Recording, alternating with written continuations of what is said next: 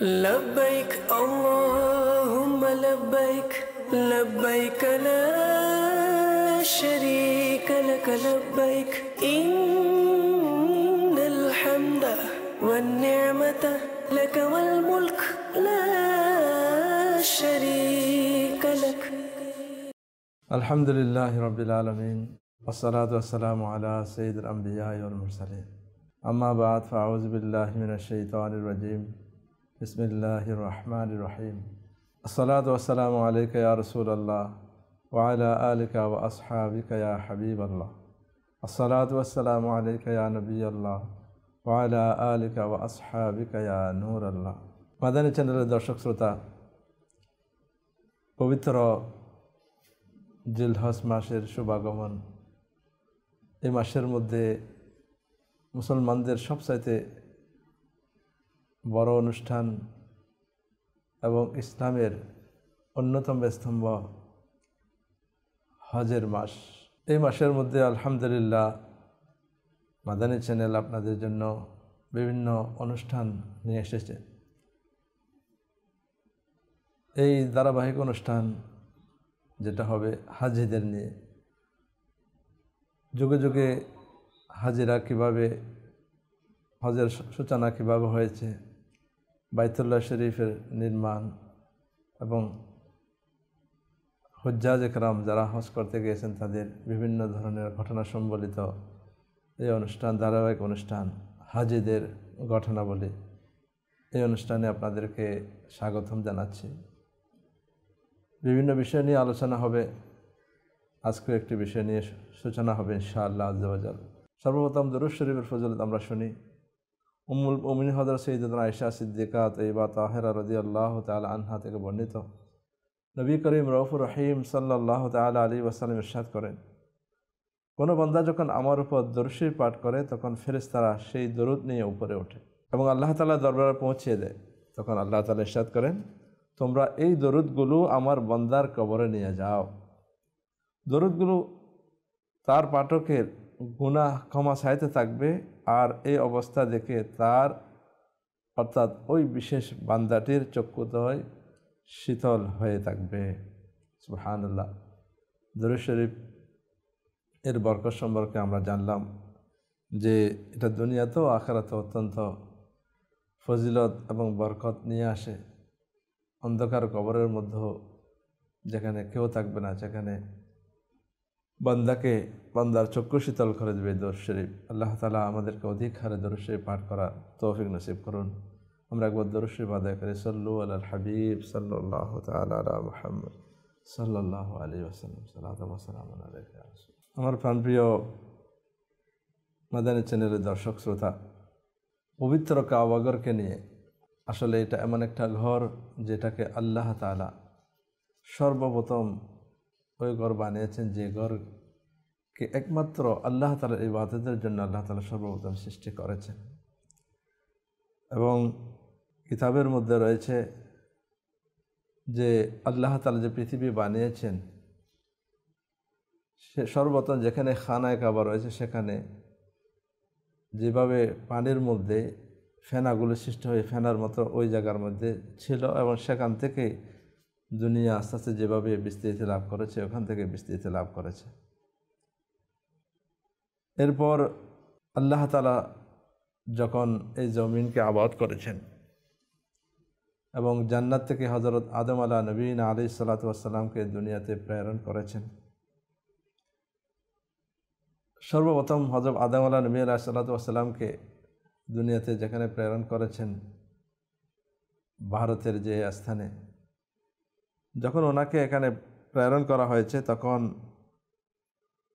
ওনার দৈর্ঘ্য ছিল, অর্থাৎ উনি লম্বা ছিলেন এতটুকু যে ওনার মাথাটা আসমানের পর্যন্ত পৌঁছে যেত এবং ফেরেশতারা হযরত আদম আলাইহিস সালাতু ওয়াস সালামকে অত্যন্ত ভয় পেতেন। অতঃপর আল্লাহ তাআলা আদম আলাইহিস সালামকে 60 হাত খাটো করে দিয়েছেন। ওনার যে দীর্ঘ আকার ছিল, লম্বা ছিলেন, লম্বাকে কমিয়ে 60 হাত কমিয়ে দিয়েছেন। আদম আলাইহিস সালাম উনি যখন লম্বা ছিলেন, ফেরেশতা আসমানের সাথে মাথাটা লাগতো তখন ফেরেশতাদের তসবিহ তাহলিল এগুলো শুনতে পেতেন। যখন খাটো করে দেওয়া হয়েছে তখন ফেরেশতাদের তসবিহ তাহলিল এগুলো যখন শুনতে পেলেন না, অত্যন্ত পেরেশান হয়ে গেলেন, আল্লাহ তাআলার দরবারে অভিযোগ করলেন।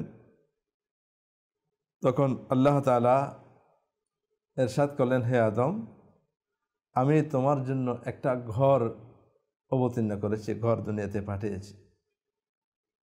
সেটার তাওয়াব ওইভাবে করা হয় যেভাবে আরশের আশেপাশে তাওয়াব করা হয়ে থাকে, এবং এটার পাশে এভাবে নামাজ পড়া হয় যেভাবে আরশের সামনে নামাজ আদায় করা হয়। তুমি ওই ঘরের পাশে যাও। আদম আলাইহিসসালাতু ওয়াসসালাম ওই ভারতের যে জায়গায় অবতীর্ণ হয়েছেন, যেখানে নামিয়েছেন, সেখান থেকে অত্যন্ত লম্বা লম্বা পায়ে উনি রওনা হলেন। ওনার যে প্রতিটা কদমের দূরত্ব এতটুকু হতো পুরো একটা মরুভূমি বা পুরো একটা বিশাল স্থানকে অতিক্রম করতেন এক কদমে। উনি লম্বা লম্বা পায়ে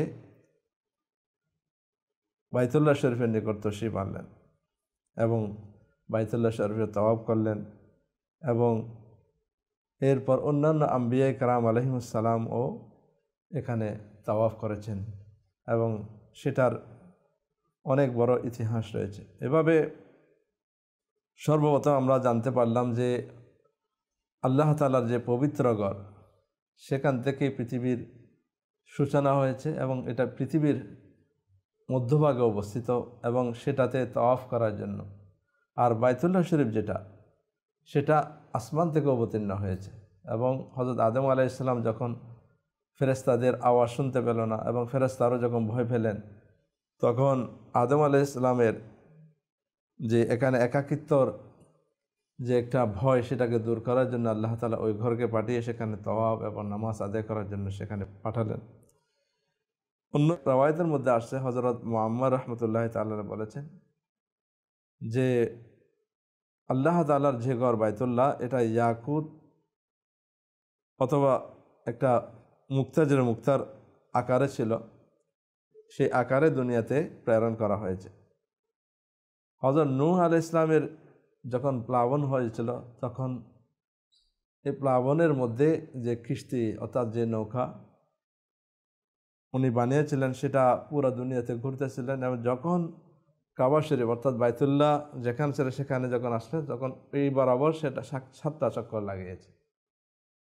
এবং যখন পুরা প্লাবন যে বন্যা এসেছিল, বন্যার মধ্যে যে কাবা শরীফের বাইতুল্লাহ যে দেওয়ালগুলো ছিল, সেটা ভেঙে গিয়েছে, সেটা সেখান থেকে দূর হয়ে গিয়েছে। শুধুমাত্র সেখানে যে ভিত্তিটা ছিল, ভিত্তিটা সেখানে উপস্থিত ছিল। অতঃপর হযরত ইব্রাহিম আলাইহিসসালাতু ওয়াসসালামকে যখন হুকুম দিলেন এটা বানানোর, উনি ওই বুনিয়াদ অর্থাৎ ভিত্তিকে সামনে নিয়ে সেখান থেকে পরবর্তী আল্লাহ তাআলা ঘরকে নির্মাণ করেছেন।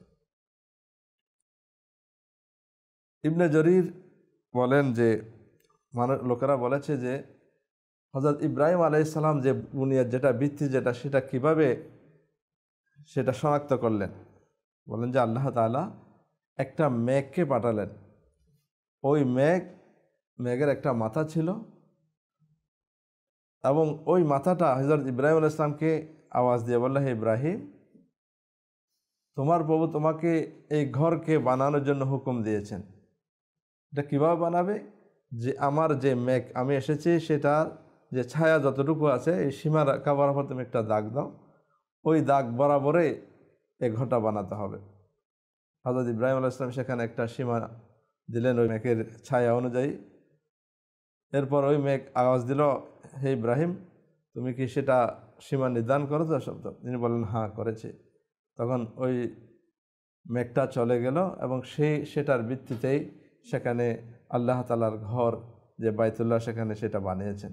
এভাবে অনেক রেওয়ায়েত রয়েছে যে হযরত ইব্রাহিম আলা নবীনা আলাইহিসসালাতু ওয়াসসালাম যখন আল্লাহ তাআলা হুকুম দিলেন সেখানে যখন কোথায় করবেন, তখন আল্লাহ তাআলা একটা বাতাস সেখানে পাঠিয়েছেন, যে বাতাসের 2টা পাকা ছিল, একটা সাপের মাথার মতো মাথা ছিল, এবং এই বাতাসটা এসে সেখানে যে জায়গার মধ্যে কাবা শরীফের ভিত্তি রয়েছে সেটা পরিষ্কার করে দিলেন এবং হযরত ইব্রাহিম আলা নবীনা আলাইহিস সালাতু ওয়াস সালাম, ইসমাইল আলাইহিস সালাতু ওয়াস সালাম সেটাকে যখন খনন করলেন তখন ভিত্তিটা পেলেন এবং ওই ভিত্তি অনুযায়ী এই ঘরটা তৈরি করলেন। সুতরাং আমরা জানতে পারলাম যে আল্লাহ তাআলার এই পবিত্র ঘর সেটা অত্যন্ত প্রাচীন এবং সেটা নূহ আলা নবীনা আলাইহিস সালাতু ওয়াস সালামের যে প্লাবন হয়েছিল তখন সেটা ভেঙে গিয়েছিল এবং যে হাজর আসওয়াদ সেটারও অত্যন্ত, যেটাকে চুমু দেওয়া হয়, যেটা আসমানি পাথর, অর্থাৎ আজম আলা নবীনা আলাইহিস সালাতু ওয়াস সালাম যখন দুনিয়াতে এসেছেন ওই পাথরটা আনেননি, ওই দুটা পাথর সাথে এসেছিল, একটা মাকাম ইব্রাহিমের মধ্যে যে পাথর ছিল ওই পাথর, একটা হাজর আসওয়াদের পাথর, এই দুটোটা এসেছিল।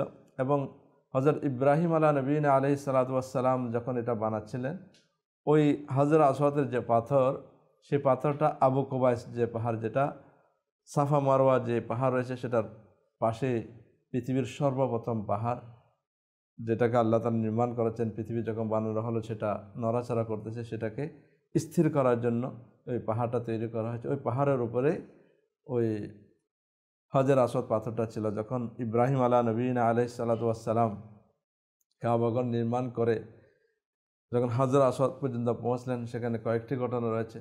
ইসমাইল আলাইহিস সালাতু ওয়াস সালামকে বললেন যে তুমি একটা সুন্দর পাথর নিয়ে আসো। ইসমাইল আলাইহিস সালাতু ওয়াস সালাম বললেন যে আব্বাজান, আমি তো অত্যন্ত দুর্বল এবং অত্যন্ত অলস প্রকৃতির, আমি এই সুন্দর পাথর কোত্থেকে আনবো। তার এরপরও পিতার হুকুমে বের হয়ে গেলেন, একটা পাথর আনলে এটা ইব্রাহিম আলাইহিস সালাম পছন্দ করলেন না। উনি আবার গেলেন খুঁজতে, এর মধ্যে জিবরাইল আলাইহিস সালাম হাজর আসওয়াদকে নিয়ে আসলেন, যেটা সাদা ফুলের মতো অত্যন্ত সাদা ইয়াকুত পাথর। যখন হযরত ইসমাইল আলাইহিস সালাম অন্য একটা পাথর নিয়ে আসলেন তখন দেখলেন যে ইব্রাহিম আলা নবীনা আলাইহিস সালাতু ওয়াস সালামের হাতে অনেক সুন্দর পাথর।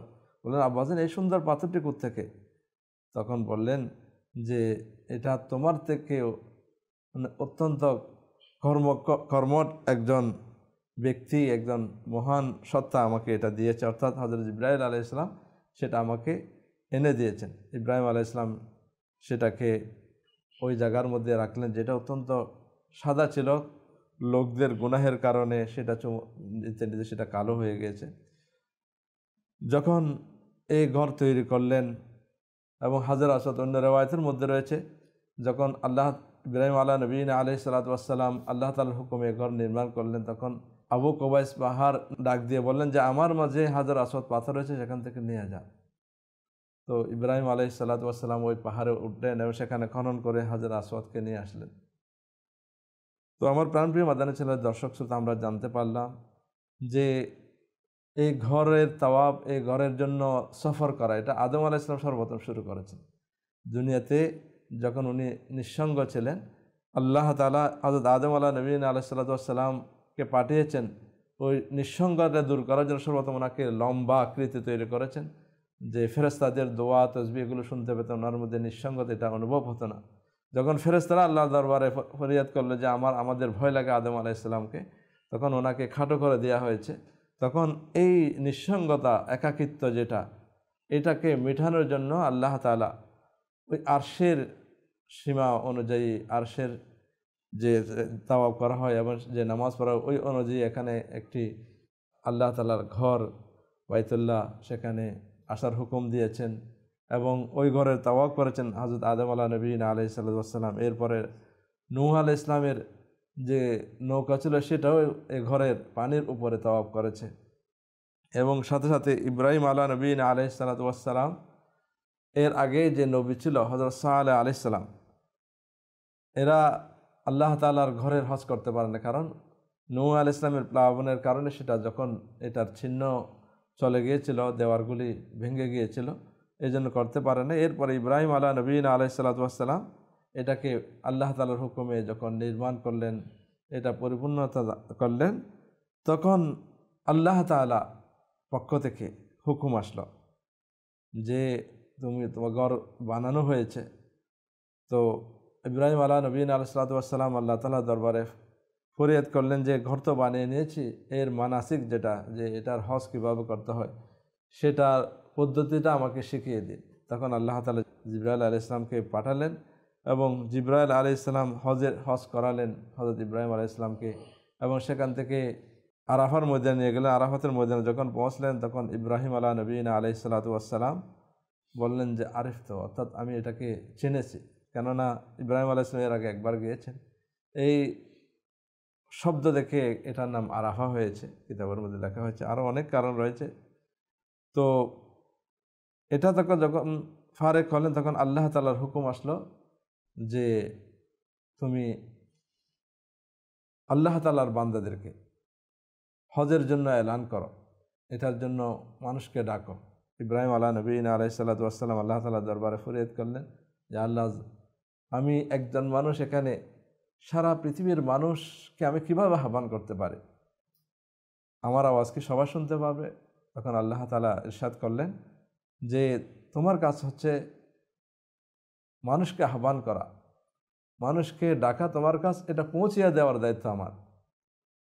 এ কথা থেকে আমরা জানতে পারলাম কোনো কাজের জন্য, যে কোনো আল্লাহ তাআলার কাজ আমরা করি না কেন, সেটা যে পরিপূর্ণতা দানকার হচ্ছে আল্লাহ তাআলা।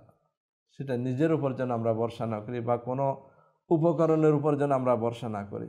আল্লাহ তাআলার উপর ভরসা করে আমরা যদি কাজে নেমে যাই, তাহলে আল্লাহ তাআলা সেটাকে পরিপূর্ণতা দান করবেন। ইব্রাহিম আলা নবীনা আলাইহিসসালাতু ওয়াসসালামকে আল্লাহ তাআলা ওই হুকুম দিয়েছেন যে তোমার কাজ তুমি করো, আমার কাজ আমি মানুষের নিকট পৌঁছে দেব। হযরত ইব্রাহিম আলা নবীনা আলাইহিসসালাতু ওয়াসসালাম আল্লাহ তাআলার হুকুম পেয়ে যে মানুষকে হজের দিকে, হজের জন্য আহ্বান করা, তারা পায়ে হেঁটে এবং দুর্বল ঘোড়া উটগুলোকে নিয়ে সেখানে আসবে। তো ইব্রাহিম আলা নবীনা আলাইহিসসালাতু ওয়াসসালাম যখন আবু কুবাইস পাহাড়ে উঠে, এক রিওয়ায়াত অনুযায়ী ওখানে উঠে আহ্বান করলেন, হে দুনিয়ার মানুষ, যে আল্লাহ তাআলা তোমাদের উপর হজ ফরজ করেছে। এভাবে আল্লাহ তাআলার হুকুমকে মানুষের নিকট আহ্বান করলেন যে হে মানুষ, তোমাদের উপর হজকে ফরজ করা হয়েছে। তখন এই আওয়াজ করার সাথে সাথে নয় শুধু আল্লাহ তাআলার বান্দারা নয়, সমস্ত মাটি, পাহাড়, গাছপালা, পাহাড়, টিলা যেগুলো, সবগুলো দেখে একটা আওয়াজ আসলো, লাব্বাইক আল্লাহুম্মা লাব্বাইক। এবং অন্য রিওয়ায়াতের মধ্যে রয়েছে, হযরত আলী রাদিয়াল্লাহু তাআলা আনহু বর্ণনা করেন, হযরত ইব্রাহিম আলাইহিস সালাম যখন হজের ঘোষণা দিলেন তখন সমস্ত সৃষ্টি লব্বাইক বলেছে। এবং সমস্ত মানুষ যারা এই আহ্বানের মধ্যে একবার লব্বাইক বলেছে তারা একবার হজ করেছে, যারা দুইবার বলেছে তারা দুইবার হজ করার সৌভাগ্য হয়েছে। আর যারা যতবার হজ করার সৌভাগ্য, যা কেউ 60 বার, কেউ 100 বার, কেউ অনেকবার হজ করেছে, এগুলো হযরত ইব্রাহিম আলা নবীনা আলাইহিসসালাতু ওয়াসসালামের যে হজের জন্য আহ্বান করেছে সেটার মধ্যে লব্বাইক বলেছিল। এই অনুযায়ী অর্থাৎ হযরত ইব্রাহিম আলা নবীনা আলাইহিসসালাতু ওয়াসসালাম যে হজের জন্য মানুষকে আহ্বান করেছিলেন, এক রিওয়ায়াতের মধ্যে আছে উনি আবু কুবাইস পাহাড়ে উঠে যেভাবে মানুষ এখন আজান যে কানে হাত রেখে আল্লাহ তাআলার যে ফরজ করেছে সেটা মানুষকে আহ্বান করেছেন এবং বলেছেন তোমরা আল্লাহ তাআলার হুকুমকে মান্য করো। এমনকি রিওয়ায়াতের মধ্যে রয়েছে যে কিয়ামত পর্যন্ত মানুষ, যেমন আমার বংশধর যারা আসবে, এটা বাবাদের পৃষ্ঠে এবং মায়ের রেহেমের মধ্যে অর্থাৎ গর্ভের মধ্যে থাকবে। যারা গর্ভের মধ্যে রয়েছে তারা গর্ভে, যারা পরবর্তী যারা বংশধর আসবে তাদের পৃষ্ঠদেশে যারা আসার আল্লাহ তাআলা সিস্টেম রেখেছেন, ওই তাদের সেখানে এবং আলেমে আরওয়াহের মধ্যে সবাই যারা শুনতে পেয়েছেন, যারা লব্বাইক বলেছেন, তারা হজ করার সৌভাগ্য আল্লাহ তাআলা তাদেরকে দান করেছেন। এবং তখনও লব্বাইক আল্লাহুম্মা লব্বাইক বলেছিলেন, যেটা আজ হাজিরা যখন হজের জন্য যে এহরাম, দুইটা সাদা কাপড় পরে বের হয় এবং হজের জন্য নিয়ত করে, তখন সারা পথ লব্বাইক আল্লাহুম্মা লব্বাইক এই ধ্বনি দিতে দিতে এখন হজের মধ্যে যায়। পৃথিবীর সমস্ত প্রান্ত থেকে লোক সে ঘরের দিকে ছুটে যায়। তো আলহামদুলিল্লাহ আমরা জানতে পারলাম যে কখন থেকে সূচনা হয়েছে। হযরত আদম আলাইহিস নবীনা সালাতন শুরু করে এবং এটা নূহ আলাইহিস সালামের নৌকা পর্যন্ত সেটা তাওয়াফ করেছে এবং ইব্রাহিম আলাইহিস নবীনা আলাইহিস সালাতু ওয়াস সালাম সেটাকে আবাদ করেছেন এবং উনি যে আহ্বান করেছেন ওই আহ্বানের পর থেকে প্রত্যেক আম্বিয়ায়ে কেরাম আলাইহিমুস সালাম এ ঘরের তাওয়াফ করেছেন এবং সেই ধারাবাহিকতা আস্তে আস্তে আস্তে আস্তে আস্তে আলহামদুলিল্লাহ যে আমার নবী রসুল আরবি সাল্লাল্লাহু তাআলা আলাইহি ওয়া আলিহি ওয়াসাল্লাম এর যুগ পর্যন্ত এবং কিয়ামত পর্যন্ত এই হজের ধারাবাহিকতা চলতে থাকবে। তো অনেকে মনে প্রশ্ন আসতে পারে যে যারা হজ করতে, আমরা তো লব্বাইক শুনছি কিনা আমরা জানি না, ইব্রাহিম আলাইহিস সালামের যে আহ্বান শুনছি কিনা আমরা তো জানি না, আমরা কিভাবে আল্লাহ তাআলা যারা শুনছে তারা যেতে পারবে, আমরা কি করব? যখন আমরা শুনি না আমার রিজিকে কি আছে সেটা আমরা জানি, কিন্তু আমাদের আল্লাহ তাআলা কোন জায়গায় মৃত্যু, কি রিজিক খাবো কি খাবো সবগুলি লিখে রেখেছেন। সেটার জন্য তো আমরা প্রচেষ্টা করি, সেটার জন্য তো আমরা কোথায় আছে জানি না, কিন্তু এরপরেও আমাদের চেষ্টা জারি রয়েছে। তো আমাদেরও উচিত যে আমরাও সেই মহান ঘরের জন্য আল্লাহ তাআলার দরবারে দোয়া করি, আমরাও সেই ঘরে যাওয়ার জন্য কান্না করি, আল্লাহ তাআলার দরবারে ফরিয়াদ করি। দেখেন, যার তকদিরে লেখা থাকবে সে যেখানেই থাকুক না কেন সে অবশ্যই সে ঘরের মুসাফির হয়ে যাবে। আর যার তকদিরে সে যদি খানায়ে কাবার সামনেও থাকে, সে এলাকার মধ্যেও থাকে, হুদুদে হেরাম যেটা হারাম শরীফের সীমার মধ্যেও যদি থাকে, বছরের পর বছর চলে যায়। এমন ইতিহাস রয়েছে যে পবিত্র ঘরের হজ করার তৌফিক অনেকের হয় না। সেজন্য আমাদের উচিত যে আল্লাহ তাআলার দরবারে ফরিয়াদ করা যে হে রহমান, হে রহিম, সবাই হজের দিকে যাচ্ছে, সবাই তোমার বাইতুল্লাহ শরীফ যেটার জান্নাত থেকে অবতীর্ণ হয়েছে, যেটার তাওয়াফ আদম আলাইহিস সালাম করেছে, সমস্ত আম্বিয়া কেরাম করেছে, যেটার বুনিয়াদ আমাদের বাবা ইব্রাহিম আলা নবীনা আলাইহিস সালাতু ওয়াস সালাম বানিয়েছেন, ইসমাইল আলাইহিস সালাম যিনি আমাদের নবীর যে পূর্বপুরুষ, যার বংশ দিয়ে নবী করিম সাল্লাল্লাহু আলাইহি ওয়াসাল্লাম এসেছেন, ওনারা তৈরি করেছেন। হাজরা আসওয়াদ রয়েছে, মাকামে ইব্রাহিম রয়েছে।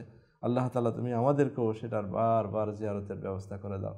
তো ইনশাআল্লাহ আজ্জা ওয়া জাল কোনো না কোনোভাবে আল্লাহ তাআলা হয়তো আমার তকদিরে যদি রাখে, ইনশাআল্লাহ আমাদের যাওয়ার ব্যবস্থা হয়। যদি নাও রাখে, আমাদের মনের আকাঙ্ক্ষা যে যাওয়ার যে দোয়া আমরা করেছি, হয়তো সেটার বরকত আল্লাহ তাআলা আমাদেরকে আখিরাতে দান করবেন। আল্লাহ তাআলা আমাদেরকে সেই ঘরের সম্মান এবং সেই ঘরের মর্যাদা এবং সেই ঘরের জিয়ারতের তৌফিক নসিব করুন। আল্লাহ তাআলা আমরা যা শুনেছি সেই শোনার বরকতে পবিত্র খানায়ে কাবা এবং বাইতুল্লাহ শরীফের মুহাব্বত আমাদের অন্তরে দান করুন। আমিন বিজাহি নবিল আমিন সাল্লাল্লাহু তাআলা আলাইহি ওয়াসাল্লাম। সাল্লু আলাল হাবিব সাল্লাল্লাহু তাআলা আলা মুহাম্মদ সাল্লাল্লাহু আলাইহি ওয়াসাল্লাম। সালাতু ওয়া সালামু আলাইহি। لبيك اللهم لبيك لبيك لا شريك لك لبيك إن الحمد والنعمة لك والملك لا